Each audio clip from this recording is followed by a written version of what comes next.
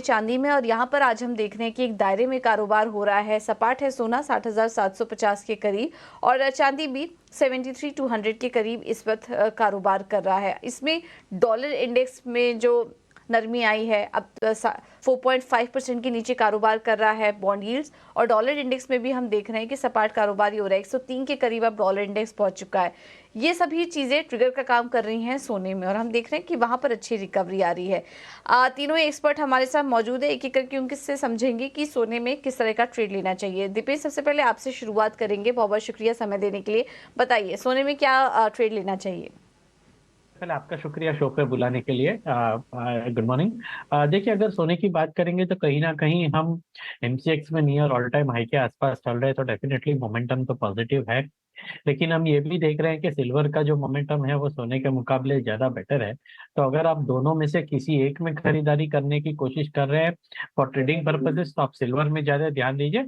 और वैसे ही गोल्ड में भी मोमेंटम है, तो अगर आप सिल्वर को इग्नोर करके गोल्ड में बाइंग भी करेंगे तो भी ठीक रहेगा। लेकिन द पॉइंट इज के थोड़ा मोमेंटम स्लो होगा तो आपको गोल्ड में ज्यादा समय देना होगा। ऑन द हायर साइड हम एक्सपेक्ट कर रहे हैं कि 61,200 का टारगेट्स आपको देखने मिले, और 60,000 से 59,800 का काफी अच्छा स्ट्रॉन्ग सपोर्ट। ठीक है, तो ये है सलाह सोने चांदी में आपको दे दी गई है। बिटूपन, आपसे भी समझना चाहेंगे सोने में अगर किसी को शॉर्ट टर्म के लिए ट्रेड करना हो तो क्या सलाह होगी। ये जो रैली दिख रही है हमें डॉलर इंडेक्स और बॉन्ड यील्ड्स में स्थिरता आने के बाद में, ये आगे और कितनी कंटिन्यू रह सकती है। सवाल वही हुआ कि जो रैली आया था, मतलब जिस तरह से हम लोग ने वर्ल्ड कप क्रिकेट में भी देखा कि इंडिया ने 10 मैच जीता था कॉन्टिन्यूअसली। तो साथ में सिनारियो ऐसा है कि गोल में भी एक रैली आया है 59,400 से 62,000 के आसपास गया था, backed by the CPI data. और एक्सपेक्टेशन ऐसा है कि प्रोबेबली जो हाइक वाला सिनारियो के बारे में सोच रहे थे, तो प्रोबेबली हाइक ना हो यूएस के तरफ से, तो उस तरह से एक स्पाइक आया था। लेकिन फिलहाल क्या है ना, गोल्ड एंड सिल्वर ऑलरेडी काफी अच्छा खासा पुल बैक दिया है and not sustaining at higher levels. लेकिन मोमेंटम अभी भी बायस जो भी है पॉजिटिव साइड में ही है। तो यहाँ पे अगर किसी को ट्रेड करना है तो स्ट्रिक्ट स्टॉप लॉस के साथ करना पड़ेगा। अगर गोल्ड में बाय करना है तो we are looking at 60,600 on the upside का, जो भी अभी मतलब 700 के आसपास मार्केट चल रहा है। तो 60,600 के आसपास we can buy, keeping stop loss below 60,400, possible target of 61,000। लेकिन strict stop loss is very important.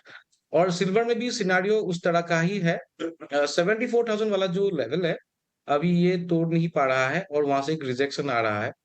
तो प्रॉब्ली करेक्शन आ सकता है छोटा सा एक, प्रॉब्ली 72,400 या 300 से मार्केट प्रॉब्ली बाउंस बैक करने के लिए कोशिश कर सकता है। तो यहाँ पे प्रॉब्ली एक बायस पॉजिटिव है, इसलिए बाय कर सकते हैं, लेकिन स्ट्रिक्ट स्टॉप लॉस के साथ ही काम करना पड़ेगा। ओके, तो ये है सलाह, लेकिन स्ट्रिक्ट स्टॉप लॉस के साथ यहाँ पर काम करने की राय आपको दी जा रही है। सोने में तो हम देख रहे हैं दायरे में कारोबार है, लेकिन सिल्वर देखिए एमसीएक्स पर इस वक्त वीकनेस दिखा रहा है, 1.25% ही नीचे है। लेकिन हल्की वीकनेस यहाँ पर इस वक्त सिल्वर में देखने को मिल रही है। लेकिन तेजी करके चलिए, लेकिन स्ट्रिक्ट स्टॉप लॉस के साथ यहाँ पर ट्रेड करने की सलाह। रविंद्र के पास यहाँ से चलते हैं। रविंद्र, अब आप भी बताइए सोने में कैसे ट्रेड करें, लॉन्ग टर्म निवेशक किन लेवल्स को वॉच करें, कहाँ पर एंट्री लेना है इस फिलहाल सही होगा। Good morning. मेरे हिसाब से गोल्ड सिल्वर दोनों में ही दो चीजों को ध्यान में रखना चाहिए। एक तो जो जियोपॉलिटिकल कॉन्फ्लिक्ट है जो अभी एक पॉज स्टेट में है, वहां पर कोई ना ही डी एस्केलेशन हो रहा है ना ही कोई एस्केलेशन हो रहा है। हालांकि जो बैकग्राउंड में जो सिनेरियो है वो पॉजिटिव है गोल्ड सिल्वर के लिए। दूसरा जो फेड का स्टांस है, आई थिंक सीपीआई का डेटा ने काफी सपोर्ट किया है गोल्ड सिल्वर को, क्योंकि सीपीआई काफी नीचे आया है and it is now close to Fed का टारगेट। तो फेड पिवट के हिसाब से देयर इज अ पॉसिबिलिटी कि फेड अभी रेट हाइक तो नहीं करेगा, लेकिन जो स्वॉप्स है, स्वॉप डेटा के हिसाब से देयर इज अ पॉसिबिलिटी कि जुलाई तक there might be 50 basis point cut. तो वो एक कहीं ना कहीं गोल्ड सिल्वर दोनों को ही सपोर्ट कर रहा है। डॉलर इंडेक्स में हमने एक फॉल देखा है, लेकिन डॉलर इंडेक्स अभी एक 200 डे मूविंग एवरेज के सपोर्ट पे है 103.50 का। अगर उसके नीचे फिसल जाता है तो डॉलर इंडेक्स में हम 102 तक के लेवल देख सकते हैं। हालांकि यील्ड जो है वो 4.25% तक के आने के चांसेस है। सो मेरे हिसाब से गोल्ड सिल्वर में दोनों में ही जो लॉन्ग टर्म के हिसाब से दोनों ही पॉजिटिव है। अगर लेवल्स की बात करें तो कॉमेक्स में जब तक कि 1938 1937 होल्ड है on a few closing basis, तब तक के लिए गोल्ड में एक पॉजिटिव मोमेंटम रहेगा। लेकिन 2009 से लेके 2015 का एक स्टिफ रेजिस्टेंस है जो कि एक डबल टॉप है। अगर उसके ऊपर निकल जाता है तो I am expecting it to go to the highs again. तो मेरे हिसाब से तब तक के लिए एक कंसोलिडेशन मोड में रहेगा। अगर सिल्वर की बात करें तो सिल्वर में एक बहुत अच्छा inverse head and shoulder break हुआ है, कंफर्मेशन नहीं हुआ है। कंफर्मेशन विल बी अबाउट $24.07 के ऊपर अगर क्लोजिंग आता है तो एक कंफर्मेशन आएगा इसमें, जो कि एक ट्रेंड लाइन के पास भी है। अगर वो हो जाता है तो I am expecting silver might shoot up to $27 from positional perspective.